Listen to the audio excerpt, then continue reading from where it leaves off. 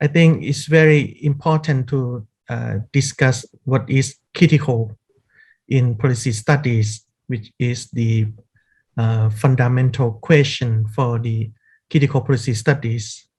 And this is for providing the basic understanding of the field, especially for the newcomers and the public at large. Okay. Today with us we have Maria, of course, Proestou from Humboldt University, Berlin, and we have Hugh Miller from Florida Atlantic University, USA. We have Douglas Torgerson from Trent University, Canada. We have Frank Fischer from Berlin as well, Humboldt University. And the last one, we have Rosana Boullosa from Federal University of Bahia, Brazil. Okay, today, as I already mentioned from the beginning, we're gonna discuss what is critical in policy study. And to make the effective use of time, I would make a very short introduction about the critical policy study network. This network is initiated mainly by Frank and Hugh. It aims mainly to build the community and to provide essential knowledge on critical approaches for policy studies to the general public. With this, we organize the online library, we call that, and the video series by using both the website and the YouTube channel as the main platform. For today, our topic for discussion is more than essential, and of course, your contribution is surely valuable. To start the session, I would ask Frank to firstly give your thought. Then Rosana and Hugh will have adding the key points before I will open the floor for the rest of us to jump in. Okay, Frank, if you're ready, please kick off the discussion. Okay, thank you, Piyapong. Yes, actually, this was your idea. It was a good idea that we have kind of broad discussion as one of the components of the Zoom series. And what is critical is the title of a short essay I published in the forum section of Critical Policy Studies. And that appeared because at a plenary session of an IPA conference, the question was raised, what is critical? Somebody asked that. And someone else asked, well, why do we have to be critical? The editorial board took note of this and decided that it might be a good idea to have a symposium about this. And my remarks here are largely a short summary of what I said in that thing, in that piece. Others don't have to speak to this. They can offer their own views, but this is just to sort of get it started. I've also added another point.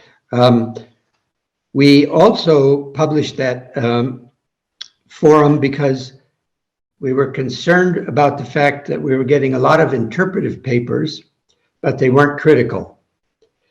And this seemed to reflect changing times, perhaps a more conservative academic climate. It seemed worrisome given the fact that critical policy studies began with a critical post-positivist perspective.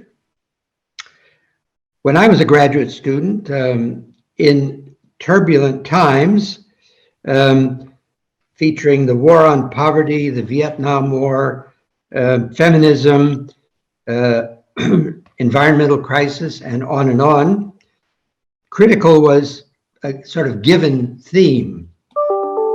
And it led to methodological debates, which were influenced in particular as the work of Jürgen Habermas got translated and came across, which featured what was widely known in German and elsewhere as Methodenstreit. The work of Habermas on scientism and democracy was especially influential in initiating and invigorating the first phase of what we now call critical policy studies, insofar as it offered a way to approach or search for a socially relevant methodology in public policy. That was what we were looking for. The general academy was ignoring the issues in the streets and saying that we just have to be more empirical, and someday we'll have the theory to explain all that. And the students were marching around, protesting in classes, occupying student university buildings and so forth. So this critical theory of Habermas offered a way of integrating empirical mainstream research with normative political analysis and ideology critique. It motivated John Forrester and myself to advance what we called at the time the argumentative turn.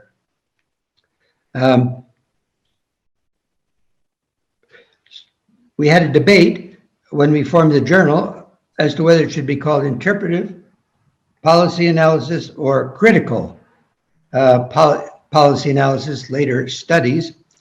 And the reason was that we felt that the word critical could move with the times. But we recognized that critical is fundamentally interpretive. One could almost say deeply interpretive. One approach offered by me begins, which largely became my version of the argumentative turn, was that interpretive analysis has to cover what the actors think or believe they are doing when they do it, not just what somebody else says they're doing. This involves collecting a lot of information because people don't tell the truth, or they don't sometimes even know what they're doing. So one has to interpret a variety of things to understand what's going on and what we would call the logic of the situation. But the critical interpretive analysis goes further than just plain interpretive analysis.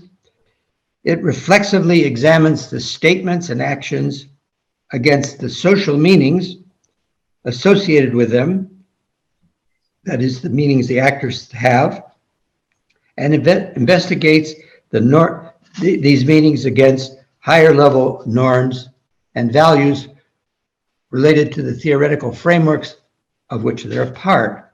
It evaluates action in terms of the larger systems of meaning of which they are a part. For example, generally, worker management relations is discussed in terms of what goes on at the bargaining table, who makes which arguments, and so forth, in a strategic interaction.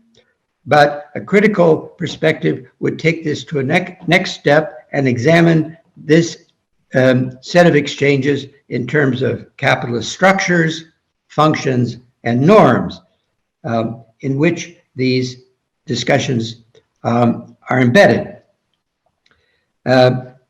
Can one be more systematic here? I've tried to be more systematic through an argumentative approach. In this approach, policy is taken to be a complex mix of factors, normative, empirical, assessments, evaluations, and so on. And the argument is the thread that links them together, ties them together. And of course, this thread could go through the different parts in different ways.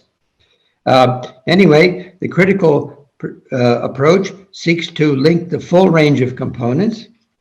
Important in the methodological debates was the fact that we didn't reject the empirical altogether, only situated it in the normative framework that gives its meaning. And this is all can be found in detail in a book called Evaluating Public Policy that I published sometimes earlier. But why be critical? The second question. Because of social change. If we want to adequately explain and understand change, this involves the interpretive domain is crucial. Karl Mannheim pointed out that society is always becoming, it's always moving, even if we don't see the movement at a particular time. It's moving from one place to the other place, and the critical perspective is how to understand that movement. Gramsci understood this when he recognized the need of the dominant social forces, the elites, to control the ideological meanings in an effort to maintain their power. We thus need to reflexively explore the tensions between the existing structures and the underlying social, political, and cultural assumptions upon which they are based.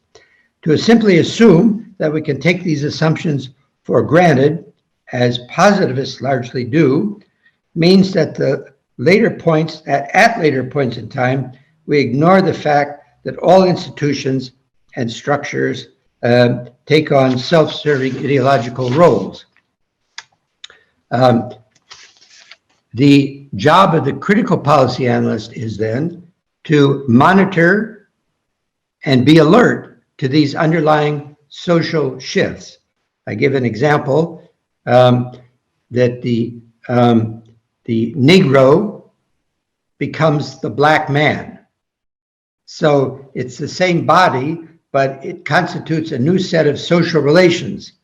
And if you speak, a white person has to speak differently to a black man, as in contrast to how one could tell a Negro when I was a boy, go get my suitcases from the train. Well, the black man would no longer do this. And that's a shift. So we have to be alert to these changes and discursively explore and interpret their meanings through processes of critical, deliberative argumentation, which would include my brief comments. Okay, we're gonna move from Frank to Rosana. I think she planned to put the power in the table. Okay, Rosana, please. Okay, so thank you, Piyapong. I'd like to thank you all for inviting me to participate in this debate with people I like a lot and with whom I learn a lot too. This is an extremely important discussion, and I'm very happy to contribute in any way. I would like to start by explaining that my contribution came from a very particular place, from a Latino, Brazilian, a white woman, from a place in the world that is not very present in the broader construction of knowledge that is often inappropriately called universal. In this sense, it seems to me that our discussion of what it means to be critical could start precisely by adding to our idea of reflexivity the idea of positionality. Where we speak from has a lot to do with what we speak. And being critical for me is also has to do with looking at our feet, our heads, our core, our positioned, to understand and collaborate more with a critical construction that is also inclusive.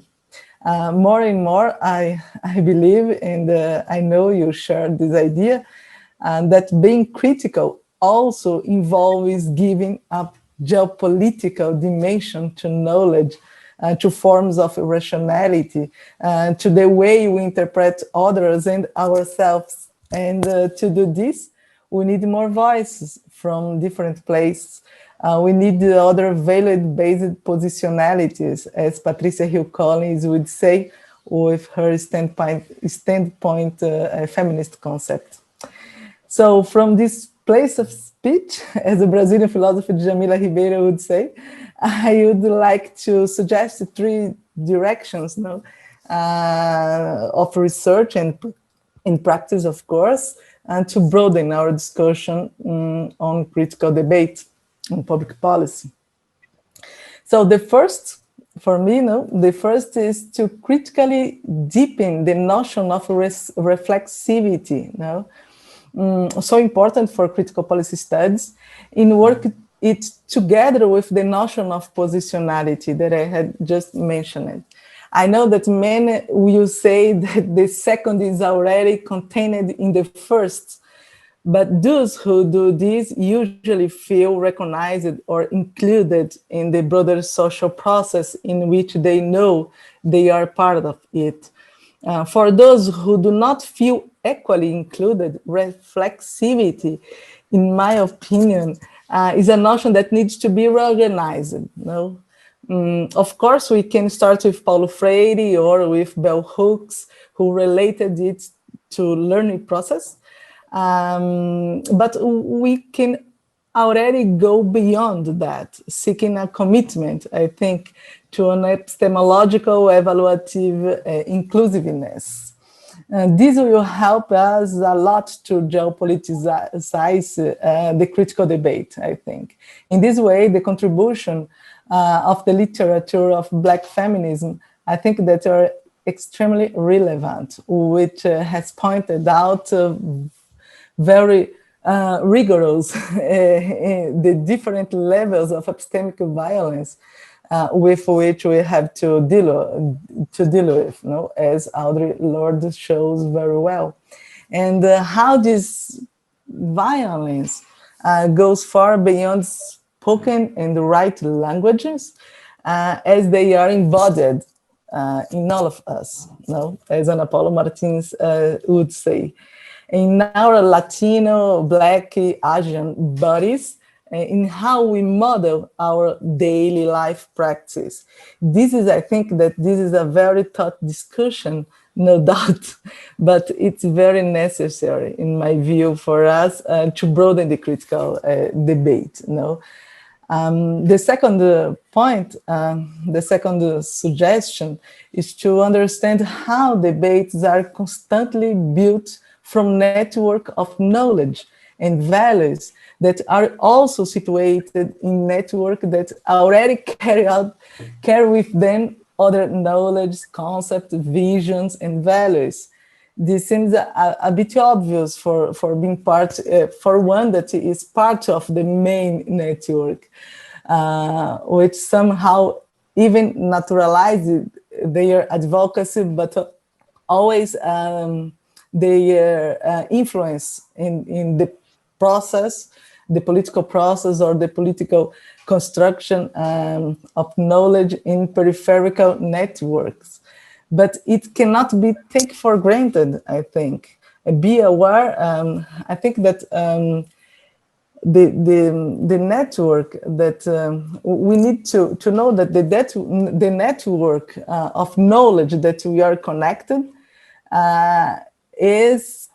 was constructed in over other process, and you need to know that when we buy a concept, we buy also, when we use a concept, we refer to a concept, we always refer to all of the values and the choices that are behind this. Sometimes not so easy to see this network of knowledge. No, I think that in this case, to be critical is thus to connect us in a deep way with the values or with the concept or with the arguments that we are using. No, and maybe in a less instrumental and frivolous way that sometimes we can find in some articles, papers, etc. In this sense, I would like to emphasize the contribution of the colonial studies, many of them based on the ideas of Aníbal Quijano, of course. But the decolonial studies could show us that we can and we must be very critical about the process in which the knowledge that we use was created. No, because we are talking about different levels of values. No, and so finally, the third direction or suggestion could be perhaps review with the different eyes the separation between theoretical research and applied research, which still structures our research agendas at universities and defines a lot of times the professional performance of many researchers and professors and students also. I think that, of course, this separation we use to criticize a lot, but I think that we need to review this criticism with maybe another way. This separation has never done research any good, of course. And today it has increasingly led to an idea of value neutrality that is useful for one side of science on which we are not positioned. And I think that this became very evident during the defense that many of us tried to do for the science during the pandemic. Because when you talk about science, what kind of science we're talking about? No. And so I think that we could discuss this again, no? And to overcome the separation that doesn't help us at all. More and more, I think that we have to talk about implied research, not about theoretical research or applied research, but implicated research. You know, it's another idea. Doing implicated research means more than talking a lot that desnaturalize process which seeks to interpret the values at stake with their interest and process of oppression, etc., etc. But it also means to be part of this dispute, to be part of this debates, to be part of what we observe, study, research, write about, you know. And at this point, I'd like to mention, just to finish, the critical contribution on the notion of social management that we has developed here in Brazil. By social management, we understand management based on values of solidarity and democratic deliberation and sociocentrism view. Now, coming from authors as Valeria Janela, Paula Schomer, and myself. So I think that all of the things that Professor Frank Fischer bring to us is important, of course, is the base. But I think that if we'd like to maybe to go even more in to be critical, I think that we could. I don't know. My idea is to geopoliticize a little the debate on critical policy studies and take advantage from different.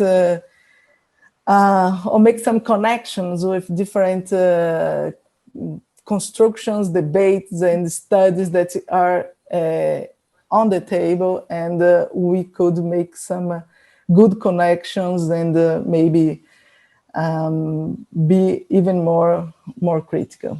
That's all. Thank you very much. It seemed to me that while Frank tried to compromise to the empiricists, as you already mentioned, that you not reject positivism, but you try to go beyond, try to integrate the empirical evidence and normative assumption. Rosana seemed to be a bit different. But I think it's very good to hear different interpretation of what is critical in our field, different perspective, different approaches. Just want to make a very short question for both of you. I think for Frank, he seemed to be clear that deliberative argumentation is the central of the critical policy study. The question is, can we be critical without deliberation or even argumentation? Just want to know, just want you to add more explanation on that. You mean, is it possible to be critical without deliberation?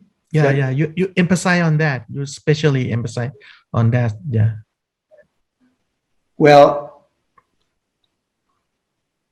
I mean, it depends. I suppose if you smash windows, it has a critical implication. But in the academic realm, I think I would say that it does require a deliberation. The deliberation is our mode of communication. And I think that all of Rosana's comments are good and can easily be built in. It's a deliberation across the different positions. That's what a critical deliberation would be about. And I support all of the points that she made. In my own approach, I just tried to, as you were intimating, narrow it to a specific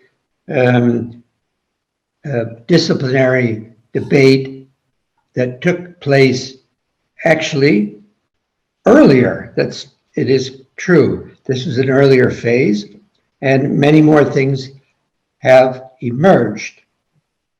But I don't see, somebody could tell me where I go wrong here, but I don't see how we can have a critical perspective that doesn't include an examination of and deliberation about the underlying assumptions.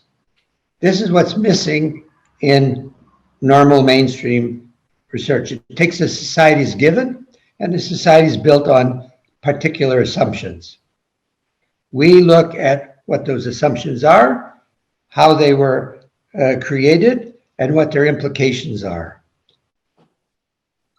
Yeah. But our means of conveying that, a means of understanding that, is actually a dialectical deliberation between conflicting points of view. Okay. Thank you, Frank. The same question is for Rosana. Before we move to Hugh, it seemed to me that you try to be radical somehow. The question is, can we be critical without radical? I mean, try to be kind of friendly, more friendly to the world. Interesting question. So I think, thank you, Piyapong. I think that I'm trying to adding something more to the Frank, what Frank bring to us. No, for me, there is no contradiction.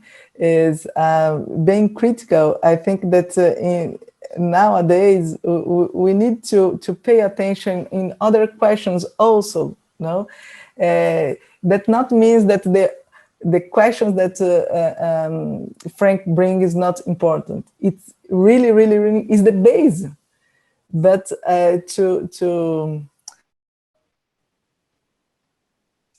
critical, I think we need just to put some is not small but important thing as a geopolitical vision, no, on the critical debate. No, we cannot be critical, and we cannot make, you cannot defend the deliberative process, a public deliberative process, if you don't take in consideration the different publics that we deal with. No, and of course, when I talk about values, I from my point of view, no, I put a historical dimension on values. Values not brings to the fore today, no. Values are something historically constructed. So when you look at a value, you can look all of its process of construction. You know, it's so I think that I'm trying to offer different, maybe some 2 or 3 levels to go deeper in what Frank told to us. I would like to thank you. Yeah. Add one, yes, please. One point to that.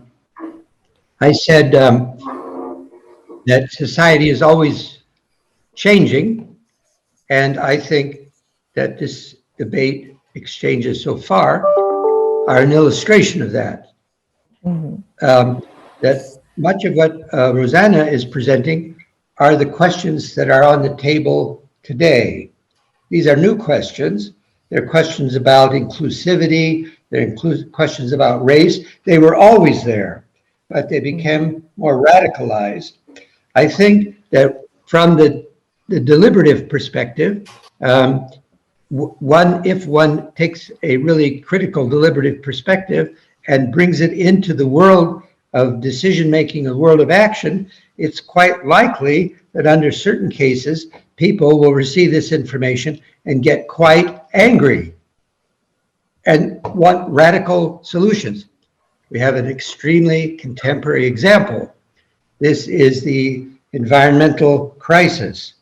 We now come to a point where there's been a lot of talk. It's clear that the talk is has not produced the action, and many people say that we will soon or have already arrived to the point where there's nothing left to do but to sit down and protest, because these people aren't willing to do it. They hang on to their old assumptions. But this is an example of critical deliberation inevitably going radical. And we're in a time when a lot of things have gone radical. It doesn't mean that it's not without its issues, because it's a dialectical thing and can bring a backlash. And we're all living in conservative governments that reject these claims. But it's our job to represent them, I think. Okay, thank you. And then we're gonna move to Hugh, which gonna focus more on the ontological and epistemological debates, and even methodological debate on the critical policy study. Please, Hugh. Yes, my original intent here was to argue that there is no epistemology entailed in critical theory, but that's probably not quite the way to look at it, because critical theory can manifest itself in a variety of epistemologies. If by epistemology we mean something like justified knowledge or coherent belief, certainly there are multiple ways of generating critical knowledge and of justifying a critical belief. And critical theory can deploy multiple methodologies as well. The critical theory I'm most familiar with tends towards social constructivism, but critical theory is not necessarily derived from social constructivism. Positivism can also have a critical edge. I mean, you know, off the hand, collect the data on incarceration rates in the United States and compare them to, say, European incarceration rates, and you can develop a critical argument quite easily from that. And then take it another step further in control for race, and you're really building critical theory based on positivism. So there's seems to me to be no particular methodology central to critical theory. There are multiple possible methodologies. I mean, the sort of critical theory I do focuses on language, symbolic connotation, and communicative interaction, and presupposes social constructivism. This critical theory is contingent on historical era, on culture, on standpoint. And this sort of context can fragment meaning, as meaning can vary from culture to culture and can change over time within the same culture. Hence, I shy away from universalisms and nomothetic law-like generalizations. And nor does critical theory I engage have a necessary subject matter such as corporate capitalism or industrial society. But other critical theorists criticize social constructivism and prefer to posit generalizations about capitalism, about power, about authority. These sorts of critiques are less attuned to context and more attuned to social structure, objective facts, and reality itself. There's a sense in which critical policy studies is a form of action research, and this is a different point, in that the critique can lead to social and political change. The point is to change the world, not merely interpret it, as someone named Karl Marx once said somewhere. So I see two main strains of critical theory in policy studies. One tends to flow from, in contemporary policy studies, one tends to flow from Jürgen Habermas, the Frankfurt School, and the other flows mainly from Michel Foucault. Both focus on language and dynamic change, with Habermas inclining toward emancipation and consensus. This consensus comes after imposing certain warrants for discourse, such as sincerity, truth as a shared norm, and so on. Foucault tends toward context and multiple truth regimes and away from unities of discourse. So there's no shared ontology, there's no shared epistemology, there's no shared methodology, and there is no particular method of doing critical theory. But it does require a willingness to be skeptical of status quo assumptions, practices, norms, representations, authority, and systems of domination. Not only skeptical, but thoughtful, I would add, to have an ability to use one's intellect, get underneath things, and to see through the social constructions that are being put forth as second nature and natural. Those are my thoughts on epistemology, and that's where it led me. Yes, thank you. I heard that Maria need to go somewhere. So could you leave some message before you go, please? Yes, thank you. Thank you, all of you, for your presentations and for your contribution. Well, I learned about this this discussion today, so I haven't prepared something. But the first thing that came to my mind is that it is quite surprising, Frank, that as scientists asked, why do we have to be critical? And it is a little bit disappointing, I would say. I wouldn't expect from a scientist to ask something like that. But I think this shows how a big part maybe of the scientific community is becoming increasingly uncritical, let's say. And today, if you are, or if you consider yourself critical, you are considered as radical, maybe. So I think your contributions are valuable, and I don't see, I mean, all of these aspects that you bring, I think they are interlinked. I mean, it's a deliberative argumentation, which reminds me, by the way, of John Dewey, which I think he wrote many things about deliberation and reflection and how important it is to be critical, especially his work on human nature and conduct.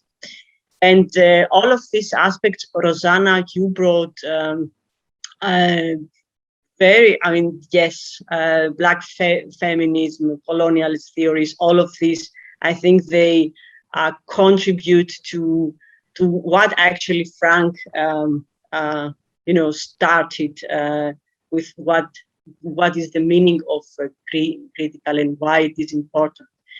Well, I think some comments, some thoughts from my side.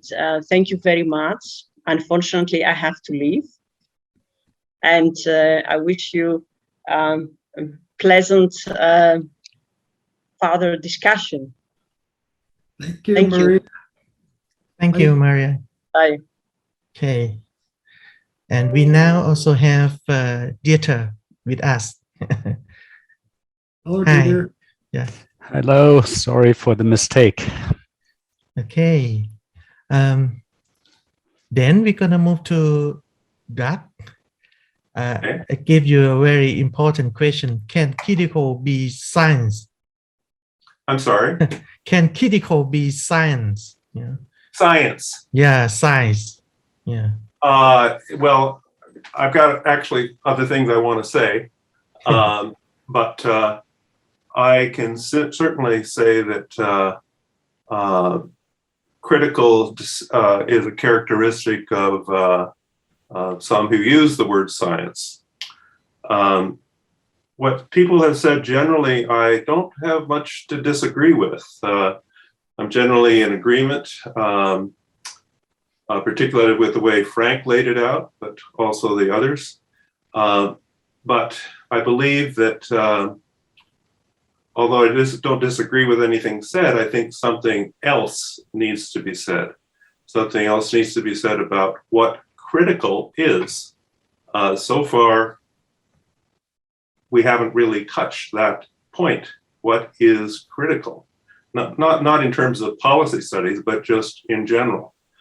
And for that, I would say that a point touched on by Frank and Rosana, I think emphasized it more, is that needs to be highlighted is reflexivity. And also the question is, what does reflexivity mean? And for that, I will turn to something someone said about 100 years ago at the age of 22, who said,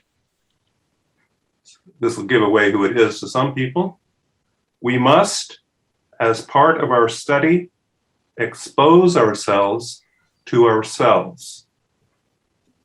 That was Harold Laswell in his first book. And that brief statement contains a lot that can be unpacked, but I'm not going to go into that now, particularly the word expose, which is no accident that he chose that. But the psychoanalytic resonance of this statement is pretty clear, and that's brought in again with something he said about a quarter of a century later, that it is insufficiently acknowledged that the role of scientific work in human relations is freedom rather than prediction. By freedom is meant the bringing into focus of awareness of some feature of the personality which has hitherto operated as a determining factor upon the choices made by the individual, but which has been operating unconsciously. So what we have there is pretty clearly a conception which is a conception which has a lot of Enlightenment baggage with it, if you want to use that term. That I'm trying to suggest that the idea of critical is bound up with the Enlightenment.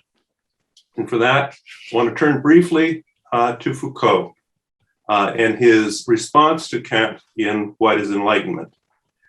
And I'll read a brief passage and then comment on it. The critical ontology of ourselves has to be considered not certainly as a theory, a doctrine, nor even as a permanent body of knowledge that is accumulating. It has to be conceived as an attitude, an ethos, a philosophical life in which the critique of what we are is at one and the same time the historical analysis of the limits that are imposed on us and an experiment with the possibility of going beyond them. I do not know whether it must still be said today that the critical task entails faith in enlightenment. I continue to think that this task requires work on our limits, that is, a patient labor giving form to our impatience for liberty. So in this response to Kant, Foucault strikes an ambivalent posture towards the Enlightenment, but nonetheless affirms an ethos oriented to freedom, not as an empty promise, but as a critical task, requiring, as he puts it, work on our limits, that is, a patient labor giving form to our impatience for liberty. Now, this passage either indicates that speaking of us, of we, and what we are doing is consistent with Foucault's post-structuralism, or it is a context within which he places his post-structuralism. So with this, what we have then is the idea of freedom, and that freedom is the key here we find in Foucault, and I think that is the same as in Laswell. And now coming back to an earlier point, whatever differences there might be between Foucault and Habermas, Habermas says that what distinguishes the critical is an interest in emancipation. And that emancipation begins with ourselves. It's not simply a matter of denouncing what we don't like. That's not critical. That's just denouncing what we don't like. It's rather, first of all, the inquirers must expose themselves to themselves. The accent of that is on freedom of the freeing inquiry. And so that would be the main point that I would make about what critical is. It certainly can lead into everything everyone else has said here, but I don't think that we can simply say critical, take a leap to say, oh, they're wrong, we're right. It's rather, we have to look at how we have been shaped, how we are always, in part, wronged, because we can't be otherwise. That's all I got to say on that. Just so a call for modesty. Mm-hmm. Thank you, Brad. I just try to imagine the point that you mentioned about wrong, right, and what Hugh already mentioned about the truth regime, which is the ontological discussion of the policy study that we usually familiar with. The point is that most people, general policy scholars in our field, they're usually skeptical about what is the positioning of critical policy studies toward, the truth regime, as Hugh already mentioned. What is right, what is wrong, and can we speak truth to power when we try to challenge positivism, challenge science? I would say, can critical be science as well? And you already mentioned in your work, Policy Science of Democracy by Laswell, you reinterpret and you try to point out the importance of that work that contribute to critical policy study. So what you feel on the word science, and what you already, it's very important to talking about this, because if we perceive that our field is relativism, different approach, different ontological background, different epistemology, and what is us, if we don't have any specific boundary that we can call this is, what we're going to provide for policy solution. This is my question. Or we just skeptical and skeptical and what is the contribution that we can make to the field. I just throw this away to the panel for anyone here to address, especially Hugh and Doug. Yeah. Yeah, Piyapong, I get this, but you know, if we're situated, we're science. I got this point, and I think that Rosana was making this point specifically, but it sort of got through to my brain thinking about history. I mean, history, we learn that even within cultures, times change. So history is always contextual, and history moves and meanings change over time. But the other point about this is that the historian is also situated. And so there are certain limits that the historian faces in interpreting other eras. There are certain things that each particular historical era will enable us to think about that another historical era wouldn't. But I'm sort of reminded of Doug's point. I think that we're always on the sort of on the cusp of looking of emancipation, but then the meaning of emancipation changes, and the interpretation of what emancipation means by the inquirers, by whatever would-be scientists are engaging the question. Yes, Rosana, please. So I'm always very impressed with Doug's contribution, and I liked what he said about critical task. You know, so what is our critical task? So I think that first of all, we need to understand that we change a lot. No, my we is not your we. No, the place of us or of we has multiplied. There is maybe in Haber's, but also in Lasso, maybe a formalist understand of what could be our critical task. In my vision, of course. I'm thinking about Brazil, for example. We deal with people with different degrees of poverty, of education, of violence, desires, and include desires to participate or not participate, and to cooperate or no cooperate. No, we deal with different temporalities here. I'm talking with you using the net, the internet. I'm in this 21st century, but 200 meters from here, there is a family in another century living beside of me. There is a family living in tents with maybe a chariot, a horse, cooking without structure. No, so when I look at the situation that we live, I really cannot take this critical task maybe in the same or in a formalist way.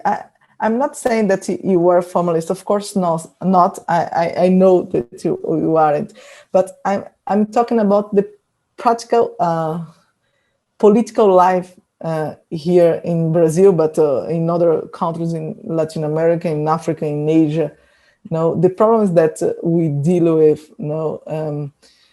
And so I don't know. I think that I need to think more about the critical task from a different positionality. Well, the whole question of positionality is a matter of mapping, and that's what Laswell, if we want to draw upon Laswell, what is at the core of what is critical in Laswell has to do with the idea that we always have a map of self in context, and he encourages I'm not saying that the content of what he does satisfies me, but the idea is to embark upon contextual mapping so that we have a explicitly developed contextual orientation. So when you can talk about positionality, that's another way of talking about contextualization. So that's what I would say. The one lesson I would say that Laswell might be most important lesson from that we might draw from Laswell is the importance of explicitly understanding our self in context, or ourselves in context, exposing ourselves to ourselves in context. Yeah. And so that's it's not a question of formalism or non-formalism. It's just a question of are we going to look at what we are, where we've come from, how we relate to others, and the question is the extent to which there are constraints on us, or as Foucault put it, limits imposed.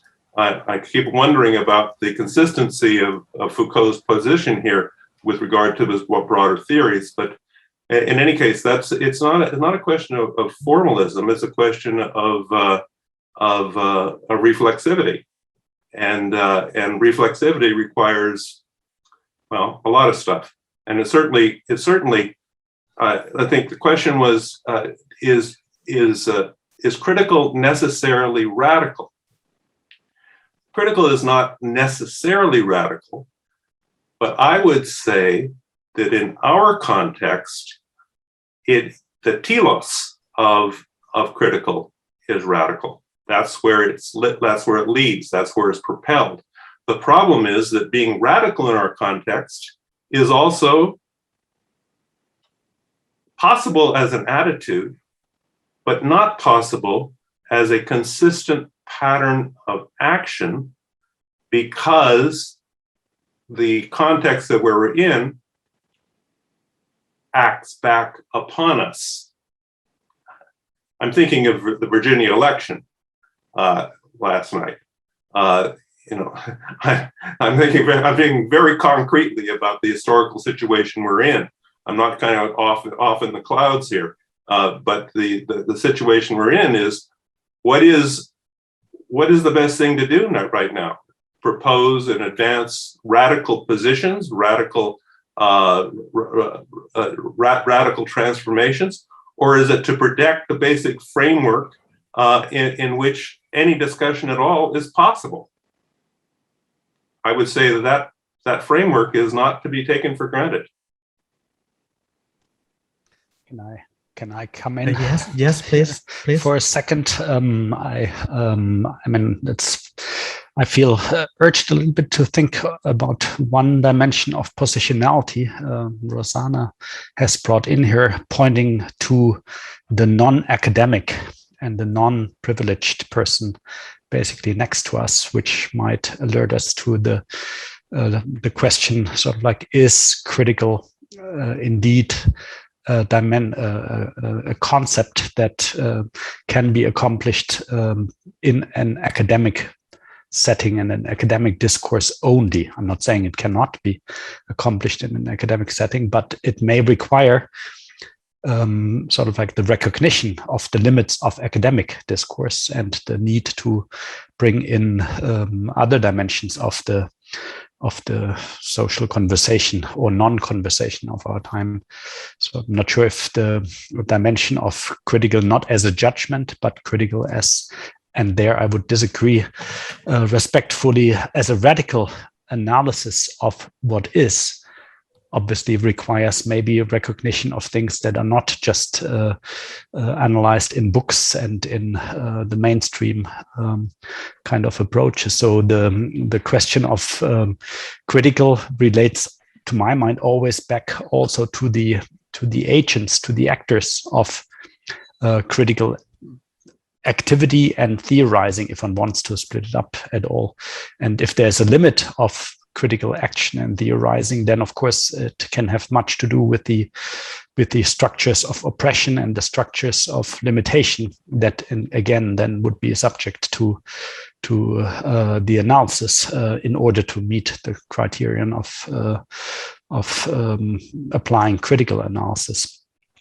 So in that regard, I was sort of like just wondering if at the present time, indeed, if this is necessarily a historical approach, we are sort of like confronted with this kind of double movement that being critical relates nowadays to many more microcosms in many areas, because of course the understanding and analysis of all kinds of repressions has sort of like added to the capacity of recognizing power relations and power structures in many areas: economic, social, gender, race, ethnic, whatever. And on the other hand, we are facing basically, I guess, for the first time in history, albeit the atomic power also did this already in the 1940s, a global challenge that requires to sort of like not just get lost in microcosms of analysis and critical action, but also bring in these necessarily basically global and universal dimensions. And so there's, to my mind, there's a huge conflict that is difficult to bridge in terms of the gap that we are frequently confronted, and which simply I'm also not certain how to actually accomplish this kind of tasks. One thing that has occurred to me in the last couple of conversations is the question of agency. And I think our second nature presupposition is that the individual human beings, individual selves, possess agency and possess the necessary agency that must be summoned if we're going to follow through on our critical impulses and become radical and get emancipatory change going on. I have been playing around in recent years with the idea that that's not the proper place to look for agency. I mean, discursive psychologists question the self. Postmodern thought is question the self. Like, who am I? I'm a sum of the inscriptions that have been written on my body in childhood, when I was growing up as a boy, in my school experience, and whatever university I went to, and whatever trials and tribulations I have gone through. There's nothing in there that's unique about me, but I am a unique set of inscriptions, and so that can start getting us thinking that the agency, the necessary agency, doesn't reside in us as individuals. It resides in something more discursive. And I actually do a little reductionist move, and I go that the agency resides in the narrative.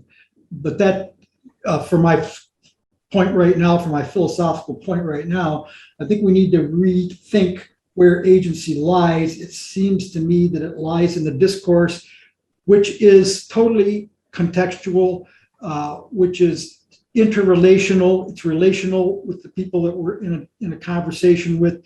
It's a sort of a collective thing because the conversation is among many people. But I don't know if that I got my point through. I think I did. That maybe let's look at where agency resides, and that might change the way we think about things like emancipation. Okay. Just want to share from the academic side, as we need to work with the government, especially the central government here in Chiang Mai.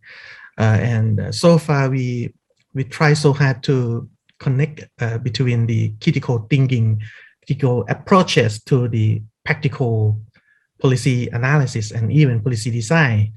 And I think it's very important to, it may not be the right thing to do, but I would say this is the interpretation that I have to the critical policy studies. I think actually critical can be practical. So, and it's very important for the young generation like us. The new generation of the think tank, as Dieter or already mentioned in his work, that we need to work to push forward some some public policy. And I think this is very important to move a little bit from a kind of ontological and epistemological discussion to the methodological implication for policy practitioner to try to put forward some public policy as the kind of as I already mentioned to Rosana, that for me, to work with the government, actually it means that you're not really radical, right? Because you try to compromise to the government and their technocratic perspective, to be honest. But I think it's very important and very, it's very difficult, but we need to do this in the real world policy practices, that we need to try to assimilate our thinking, the critical approaches to the practical real world policy analysis. And I want to make a very short sharing what we have done so far to show how we try to connect between critical policy study and real world practices. I think it's very important to emphasize that deliberative policy analysis seems to be a very productive method that we can use to create the sound public policy based on the agreement of the people who participate in the forum. And but nowadays, to be honest, Frank, a lot of people, even the people that we know, they try to use deliberation in their own way, in technocratic, in technical way of doing. But again, it's very important that when we put forward deliberative policy analysis, we need to realize that there are unequal power relation there, and we need to build the new capacity, new skill for the policy analyst to be more the role that we can call facilitator or even mediator. And also, I think it's very important that interpretive method very useful as well, especially in the word that they want to chip the narrative, they want to reconstruct something. And I think it's very important to try to communicate the complicated idea of interpretive inquiry into specific interpretive methods. For example, we create the card, and we use card to lead the discussion, to allow people to think in different way, different metaphor, different narrative, to thinking about the myth that embedded in the policy problem, to unpack the policy agenda and try to find the alternative policy solution. We also create the card that try to promote the critical theory or critical approaches and try to put forward them to be the good frame to make a good policy. For example, thinking about justice, human rights, inclusiveness, and even democracy. Yes, we try to, it's like kind of the experiment in the old mindset, but yes, I think critical can be experimental as well, especially try to, test this and that and learn, but yes, as Rosana and even Doug already mentioned, it's very important to reflective along the way that we do this. But I think it's very important to open the new, the new door, the new window for policy practitioner to engage into critical policy study. The principle that we think is very important when we are gonna go further with this is that we need to recognize from the beginning about the different mode of rationality. We need to count the different mode of knowledge. For example, we need to incorporate normative assumption, as Frank already mentioned in his work, and also thinking about or more sensitive to emotion. Just want to give you a very brief guide that we create to facilitate the forum, the policy deliberation. We use Frank's idea from technical verification, situational validation, societal vindication, and ideological choice, for example. We use the idea of John Dissect, to frame the way that we're gonna build the meaningful deliberation, for example. And we use Fung participatory design to help us to thinking about who gonna invite into the forum and what mode of communication that we're gonna plan forward, and what kind of power that they're gonna have to join our session that we work with the central government. And we try to incorporate the role of emotion. I think it's very important. What we try to do so far, for example, social mood scanning. We also create the new policy frameworks that try to go beyond agenda, setting and thinking about policy formulation, policy legitimation, and policy intervention in the old mindset. But we chip away and start from agenda building, agenda framing by start with people, hope and fear, for example. And then we move to organize the forum to ask people to come and share the way that we're gonna build up hope to cope with fear. And then we try to transform hopeful into wishful, and put forward wishful into towards willful, for example. This is not just only to shift the narrative, but actually it shifts the way of thinking, the way of doing, determined by the way of thinking. We use a lot of card. We use the card gallery, do photo, we call photo talks, and also the interactive exhibition for people to address what we call city hope and city fear, something like this. Just want to share something that we have done so far, and this is the way that we try to interpret the contribution that critical policy study can be in practical world, or we can call critical policy study in action. Yeah. Just want to share. I see Philippe come. So do you want to jump in? What is critical in your views? Sorry, I just come back from my course, so I'm totally not ready to discuss now. So continue your discussion, and I try to join.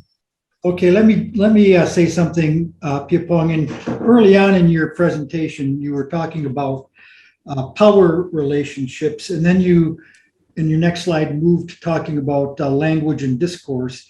And implicit in all this, and I just want to make it explicit, is that in the critical discourse analysis, people are very much on top of this, about how much the way we talk about things sustains certain power arrangements in the language that we use. It's almost as if power is derived from these linguistic categories that we use that end up having consequences about who gets favored in society. And that's an interesting sort of way to look at what's behind unequal power relationships when you think when it very well could be the language categories that we use and the way we talk about things. Yes, and anyone want to add anything? Frank, you're still Frank. Turn on your microphone, please. Yeah, I would add something. It actually goes back to, it was originally a comment to response to Maria's point about science, but I think it's a broader point about reflexivity and critical. I think we could focus recognize two levels of reflexivity, and we should be clear to distinguish them. Scientists can be reflexive inside their own community. In fact, science is a reflexive activity, but I can limit, my reflection can be related to your theory, and we discuss whether this is correct or so forth. But for us, we move to a kind of second order theory. It's not the other point was context. I wanted to add context. There are contexts, we use this in context, but then there are contexts and contexts and contexts, and they don't square up. So that the scientist can be critical in the context of his own community, but we can also be critical of the scientist in terms of the larger societal system in which his theories are developed and in which he works. And here, I think Doug's point about the telos of critical theory comes into play. We examine reflexively that work in terms of its implications for the society as a whole, but we actually implicitly or even explicitly don't really leave it there, because this implies the question of what it means for other people. And I think the question then is this question of emancipation and freedom. Although we have not addressed here, this is another question that could come up, the connection between freedom and social justice.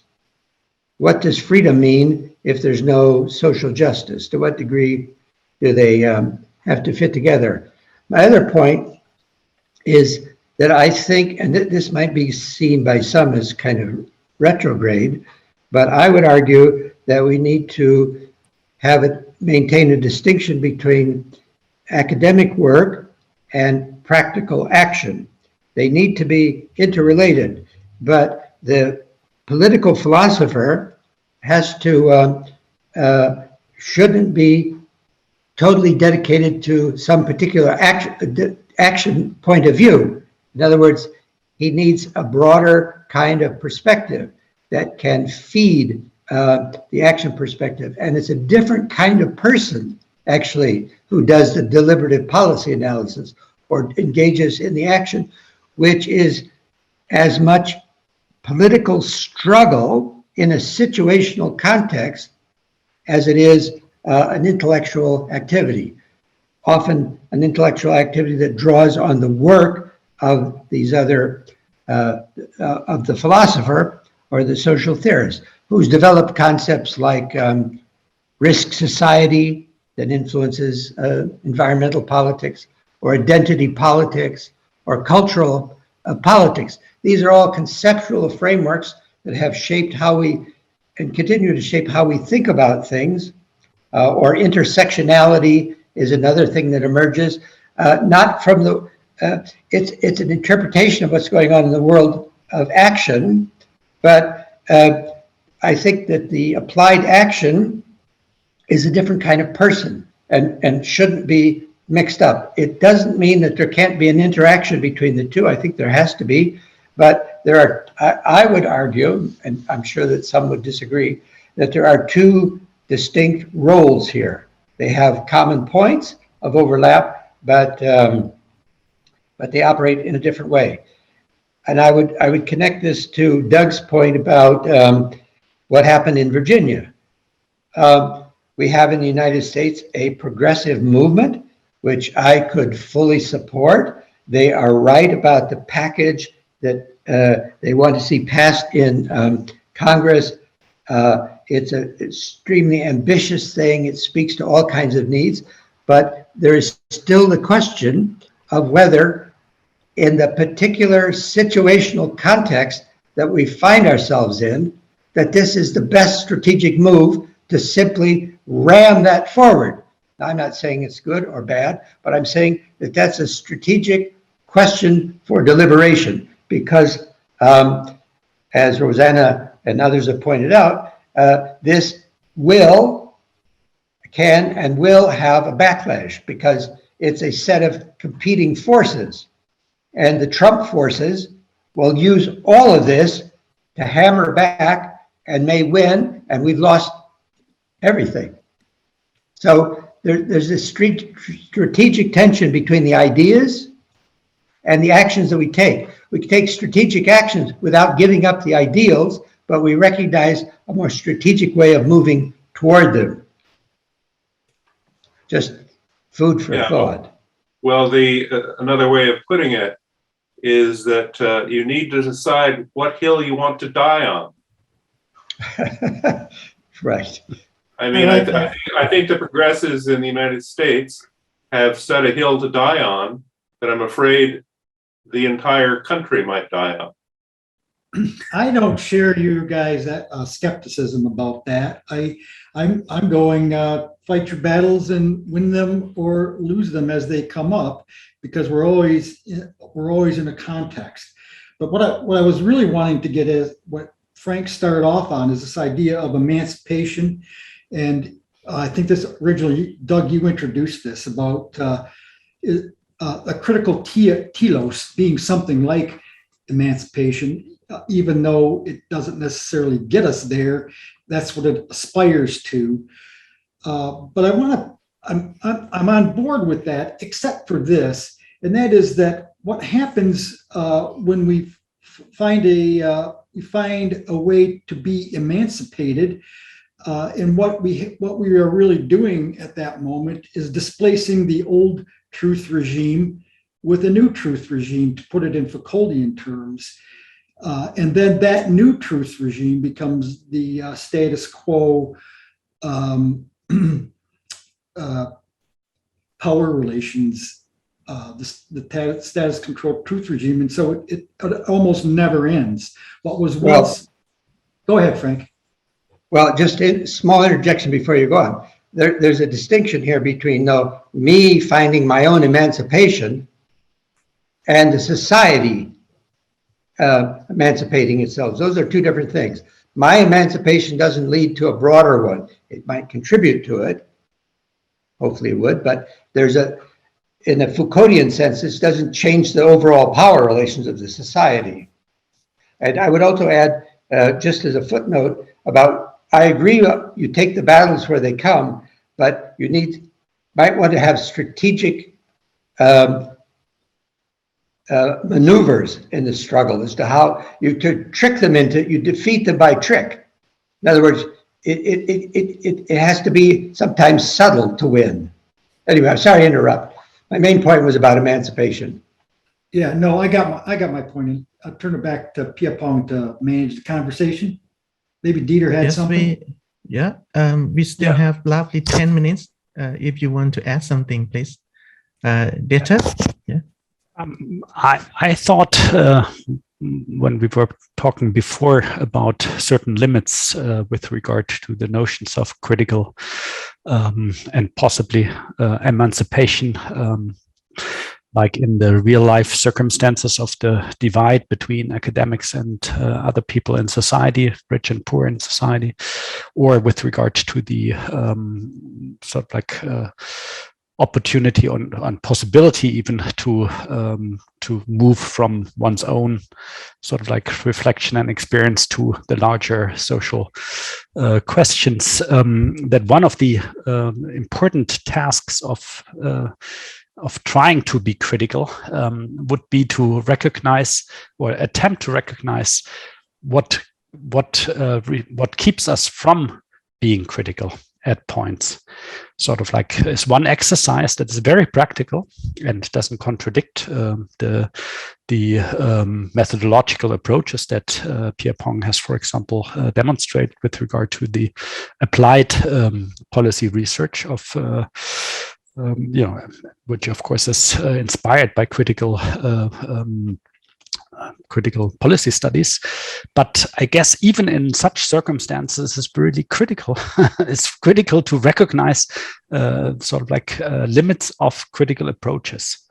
Like right. We can and in a way have to, if we want to meet emancipation objectives beyond our personal and maybe nearer social circumstances, and recognize the societal and possibly the global limits that humans are now experiences. We can, of course, address always the circumstances in which we approach things, and then maybe also try to move the boundary. Like if in practical policy terms, we recognize there's a limit of certain theorizing language, we can push the boundary if there is a recognition of a context or a lack of recognition to relevant context, we can try, of course, to recognize it and then possibly to push the boundary.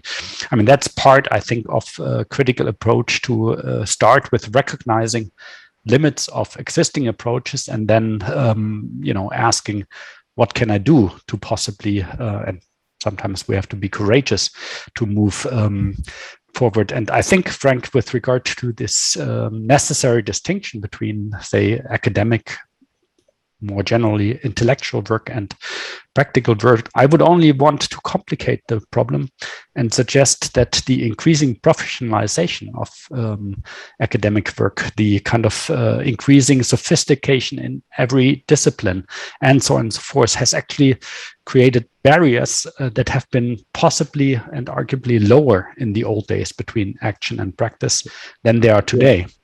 And therefore, I would want to counter the argument that we have to recognize these two different spheres a little bit by emphasizing the need to make a serious effort to bridge the intellectual and the practical sphere, and not to let it sort of like meander in maybe sometimes or even frequently unconnected ways.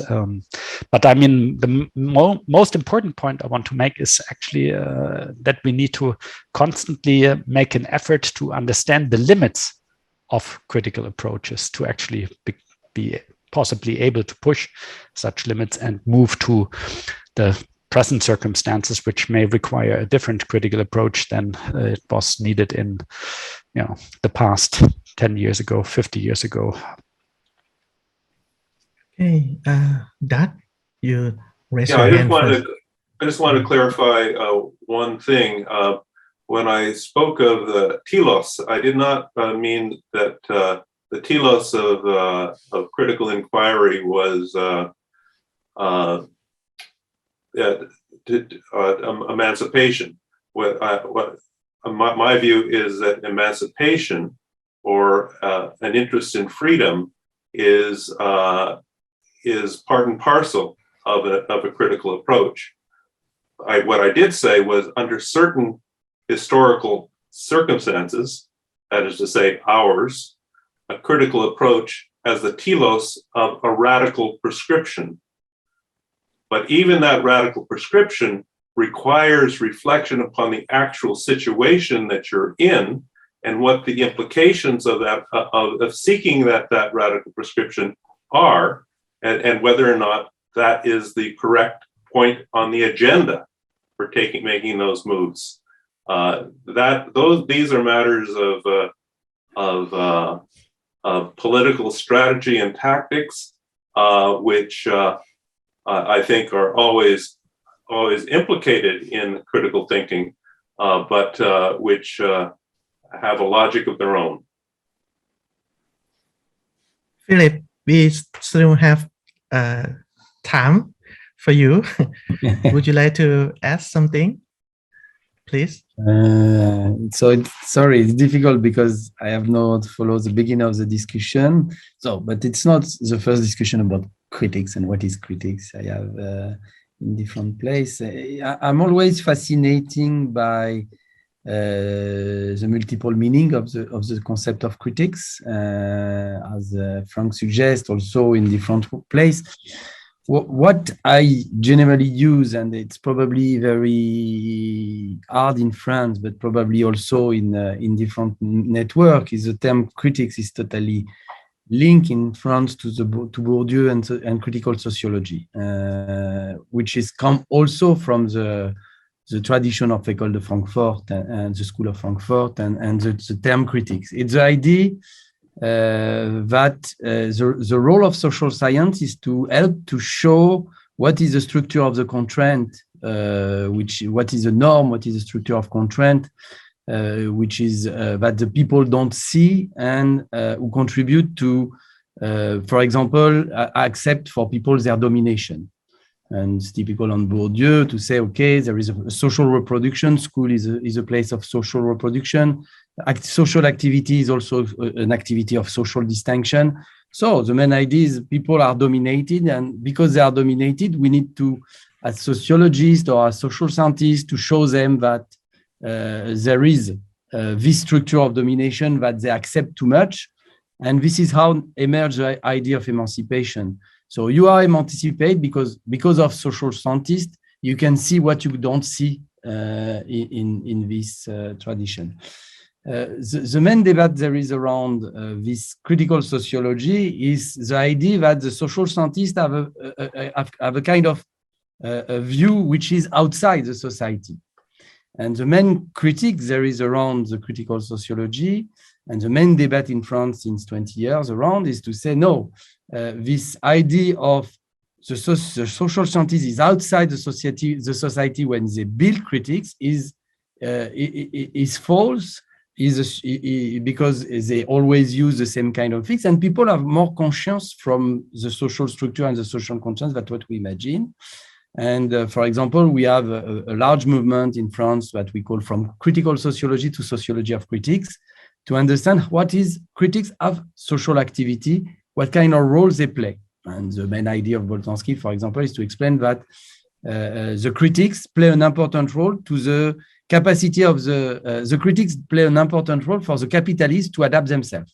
The critic is the best ally of capitalism, because it's because there is a lot of critique, and it critique to Bourdieu also, because there is a lot of critique about to capitalists, that capitalists arrive to adapt themselves to become more stronger. And this paradox is a big discussion about what's mean critical. Is it a social activity and practitioner activity that we need to better understand to understand policy process, for example, or is it an academic perspective? But in this case, critical suppose that we are different from the other, and this is what is generate a lot of debate. But it's just to give you an overview about this French debate about critics. We maybe contribute to the general discussion, which is little different than what's happened in Germany with the school about critical, but also in US, where critical is really linked also to a critical of rational choice and critics of different positivist method, which is not the case in France. So it means also that the concept of critique is also depend of the context using in different academic perspective also. So I hope I'm not outside because I don't follow the beginning of the discussion. I'm totally sorry. I was in course. No, that was a good contribution. May I just add a footnote to what Philippe said? It was discovered that John D. Rockefeller had a copy of Das Kapital, and he made all kinds of notes and used it to develop his own thinking about his capitalist empire. Just to the point. Okay, Rosana, you're gonna be the last one. Yeah. I want to make a point about critical policy studies at the end. Okay. Yeah. Okay, so. But Rosana first, please. Yeah. Yeah, absolutely. So many important things have emerged here. No? Together, I think that they show that we have many ways to understand what is critical, includes with different disciplinary anchors. And so that's no cake recipe for being critical. Maybe it's something that involves a much more reflective, investigative standpoint or positionality. No? In my opinion, of course, reinforcing the dimension of positionality that is often overlooked, in my opinion, in the concept of reflexivity. No? But maybe be critical is also involves the idea that to be critical, you have to somehow take on a critical task, as using the dog's words, and maybe you have to spell it out as much as possible. This what is your critical task, you know? And I think that this cannot be taken for granted. And we saw that this critical task needs to be built. but I think that maybe this to be built not by myself or by yourself, but I think that this construction to be critical is necessary, that it's necessary to be with different people, different positions, positionalities. I think this is really, really necessary, even when we think that we must to deal with social injustice and all of these things. I'm not sure about the word emancipation, if after Doug talk about this more, but I think that when you talk about emancipation, you must think that emancipation is not a political emancipation, because, for example, here we deal with emancipation also in terms of food security, urban violence, and have a job, and all of these things. And so maybe maybe we need to get out of the realm of the academy a bit, and maybe trying to construct together what could be this critical task, and explicit this critical task as possible was. It's just this. Thank you very much. Okay, and before we're gonna end with Frank remark, I just want to take this opportunity to advertise our YouTube channel. If you don't subscribe, yes, please do that. And also we have our website based on the IPPA host, and also the School of Public Policy, Chiang Mai University. With the website, you can access to the free copy of the essential critical policy works, and also some video as well. So we're gonna end our session with Frank remark. Frank, please. Oh, actually, just a note following what you just said. I think it's important for people who might be looking in to know that this whole project began in a time, as I said in my own remarks about academic debates, in a time, though, when there were actually Marxists in the university. They're all been eliminated. You didn't have to be a Marxist to recognize that it was an important counterpoint in the discourse that was going on in university. And Dieter is completely right. The situation is worse today. It's taken this professional turn, which is a totally technical, practical orientation without any critical perspective. And one of the aspects for young scholars is that it is dangerous to be a critical scholar in this professional world. You will be pushed to the side. You'll have fewer options for promotion. So my last point is to simply say that the reason we created this journal was to provide a place for people who had the intellectual wherewithal and maybe even sometimes one would say courage to be critical, where they could find places to publish their work, where they could find a community. When I was a graduate student, this did not exist. But now we have this, it's thriving. And well, I think that it's not my place to judge what we've just done, but I thought it was a pretty impressive discussion for anybody who wants to think about what is critical. Okay, thank you for everyone. And the time is up. We're gonna see each other again very soon. And I don't allow anyone to say anything anymore. So goodbye. Have a good day. Bye-bye. Bye-bye. Bye-bye.